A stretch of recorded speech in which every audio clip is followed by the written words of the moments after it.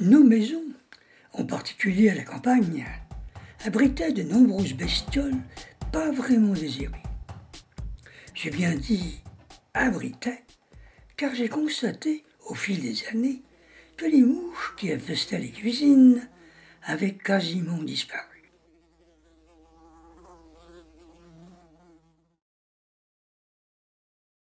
Les drosophiles, petites mouches martyrisées par nos recherches génétiques, sont toujours bien présentes. Malheureusement, elles favorisent le développement des moisissures sur les fruits.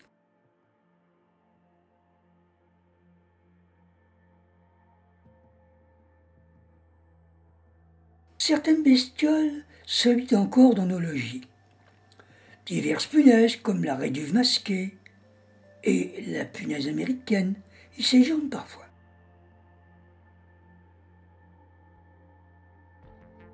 Des papillons communs passaient parfois l'hiver derrière nos rideaux, mais ces derniers sont plus rares aujourd'hui. À l'inverse, des insectes que je qualifierais d'exotiques, comme le moustique tigre, se répandent dans nos pays tempérés et bien sûr dans nos maisons. Je suis fort loin d'avoir cité toutes les bestioles qui nous tenaient compagnie il y a une cinquantaine d'années. Alors, que reste-t-il encore comme intrus? Ce sont par exemple des acariens qui vivent dans la farine et sont si petits, 1/3 de millimètre, qu'il faut les examiner au microscope.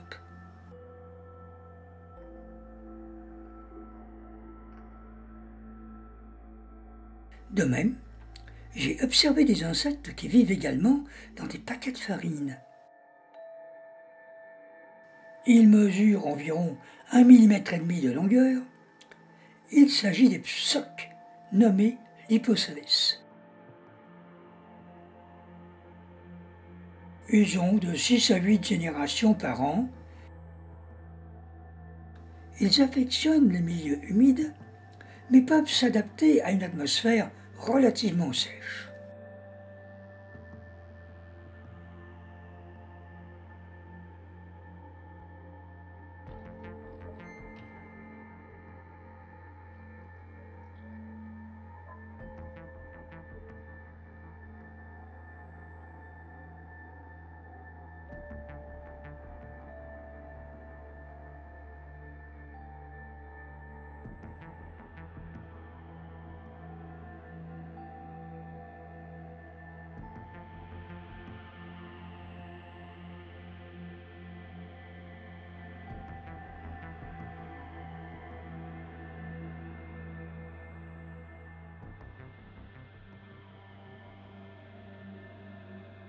Les bestioles de nos maisons disparaissent, mais elles ne sont pas les seules.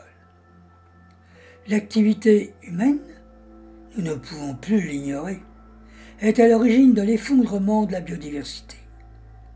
Biodiversité dont nous faisons partie.